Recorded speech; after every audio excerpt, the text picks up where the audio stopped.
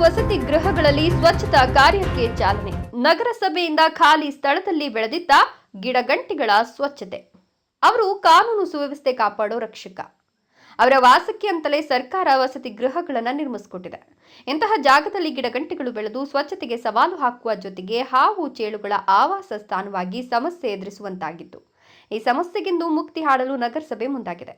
ಹೌದು, ಚಿಕ್ಕಬಳ್ಳಾಪುರ ನಗರದ ಪ್ರಶಾಂತ ನಗರ ಪ್ರವೇಶದಲ್ಲಿಯೇ ಇರುವ ಪೊಲೀಸ್ ವಸತಿ ಗೃಹಗಳು ಈ ಹಿಂದೆ ಹಳೆಯದಾಗಿದ್ದ ವಸತಿ ಗೃಹಗಳನ್ನು ಕೆಡವಿ ನೂತನ ವಸತಿ ಗೃಹಗಳ ನಿರ್ಮಾಣಕ್ಕೆ ಜಾಗ ಸಿದ್ಧಪಡಿಸಲಾಗಿತ್ತು.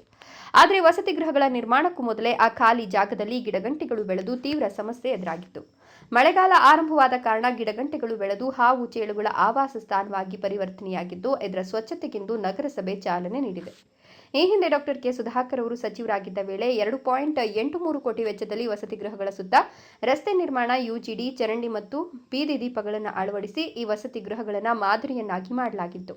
ಇದೇ ವೇಳೆ ಹಳೆಯದಾಗಿದ್ದ ಕಟ್ಟಡ ಕೆಡವಿ ನೂತನ ವಸತಿ ಗೃಹಗಳ ನಿರ್ಮಾಣಕ್ಕೆ ಮುಂದಾಗಿದ್ದು, ಕಾರಣಾಂತರಗಳಿಂದ ಇನ್ನೂ ಕಾಮಗಾರಿ ಆರಂಭವಾಗಿಲ್ಲ. ಈ ನಡುವೆ ಖಾಲಿ ಜಾಗದಲ್ಲಿ ಗಿಡಗಂಟಿಗಳು ಬೆಳೆದು ಸೌಂದರ್ಯಕ್ಕೆ ಧಕ್ಕೆ ಬಂದಿದ್ದು, ಇದರ ಸ್ವಚ್ಛತೆ ಇಂದು ಆರಂಭವಾಗಿದೆ.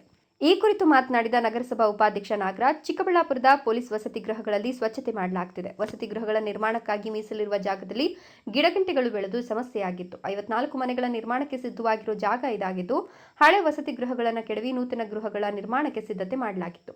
ನಗರಸಭಾ ಅಧಿಕಾರಿಗಳು ಸಿಬ್ಬಂದಿ ಭೇಟಿ ನೀಡಿ ಸ್ವಚ್ಛತೆಗೆ ಚಾಲನೆ ನೀಡಲಾಗಿದೆ ಎಂದರು. ಈ ಹಿಂದೆ ಡಾಕ್ಟರ್ ಕೆ ಸುಧಾಕರ್ ಅವರು ಸಚಿವರಾಗಿದ್ದು, ಮಿಥುನ್ ಕುಮಾರ್ ಅವರು ಎಸ್ಪಿ ಆಗಿದ್ದ ವೇಳೆ 2.83 ಕೋಟಿ ಅನುದಾನ ತಂದು ವಸತಿ ಗೃಹಗಳ ಸುತ್ತ ಚರಂಡಿ, ಯುಜಿಡಿ, ರಸ್ತೆ, ಬೀದಿ ದೀಪಗಳನ್ನು ಅಳವಡಿಸಿ ಮಾದರಿ ಬಡಾವಣೆ ಮಾಡಲಾಗಿತ್ತು.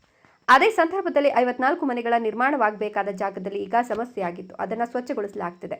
ನಗರದ ಮೂಲ ಸೌಕರ್ಯಗಳಿಗೆ ಹೆಚ್ಚು ಒತ್ತು ನೀಡಲು ನಗರಸಭೆ ಸಿದ್ಧವಾಗಿದೆ ಅಂತ ಹೇಳಿದರು. ನಮಸ್ಕಾರ. ಚಿಕ್ಕಬಳ್ಳಾಪುರದ ಪೊಲೀಸ್ ವಸತಿ ಗೃಹಗಳು ಅಲ್ಲಿ ಇತ್ತೀಚೆಗೆ ಚಿಕ್ಕಬಳ್ಳಾಪುರ ನಗರದಲ್ಲಿ ಭಾಳ ಹೆಚ್ಚು ಮಳೆ ಆಗುತ್ತಿದ್ದು, ಆ ಮಳೆಯ ಕಾರಣದಿಂದ ಪೊಲೀಸ್ ವಸತಿ ಗೃಹಗಳ ಮಧ್ಯಭಾಗದಲ್ಲಿ ಈಗಿನ ಸರ್ಕಾರದಲ್ಲಿ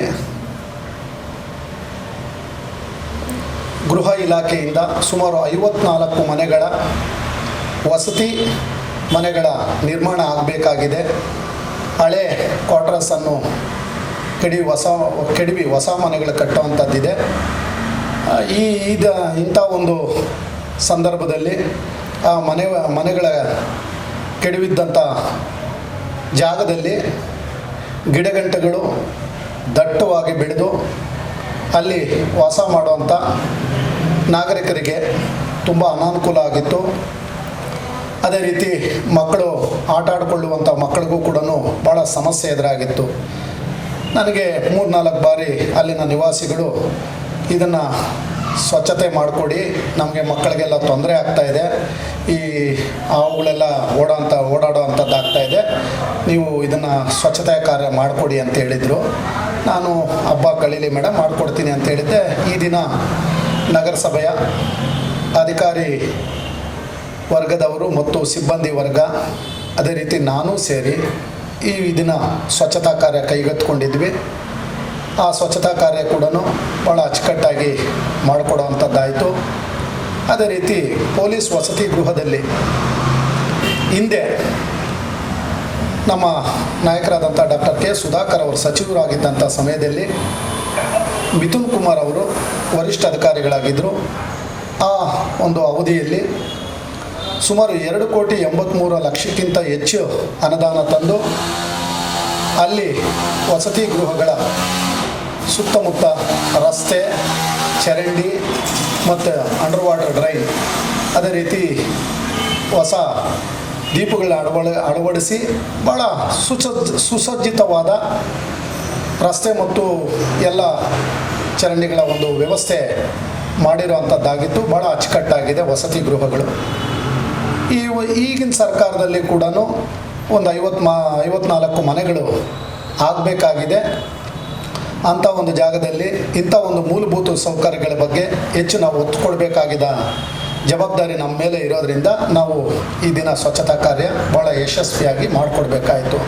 ಅದೇ ರೀತಿ ನಗರದಲ್ಲಿ ಎಲ್ಲೇ ಸಮಸ್ಯೆಗಳು ಎಲ್ಲಿಂದ ನಮಗೆ ಸಮಸ್ಯೆಗಳು ಹೆಚ್ಚು ಹೇಳೋ ಅಂಥದ್ದಿರುತ್ತೆ ಅಲ್ಲಿ ಸ್ಪಂದಿಸೋವಂಥದ್ದಾಗಿರಲಿ ಅಂಥ ಒಂದು ಕಾರ್ಯನ ಕೂಡಲೇ ದುರಸ್ತಿ ಕಾರ್ಯ ಮಾಡೋ ಅಂಥದ್ದನ್ನು ಕಾಲಕ್ಕೆ ಮಾಡ್ಕೊಂಡು ಬರ್ತಾ ಇದ್ದೀವಿ. ಪ್ರತಿಯೊಬ್ಬರ ಸಹಕಾರ, ಪ್ರತಿಯೊಬ್ಬ ನಾಗರಿಕರ ಸಹಕಾರ ನಮಗೆ ಸದಾಕಾಲ ಇದೆ. ನಾವು ಒಳ್ಳೆಯ ಕೆಲಸ ಮಾಡ್ತಾ ಇದ್ದೀವಿ. ಅಭಿವೃದ್ಧಿ ಪರ್ವ ನಿರಂತರವಾಗಿ ನಡೀತಾ ಇದೆ. ಎಲ್ಲರ ಆಶೀರ್ವಾದ ಇರಲಿ.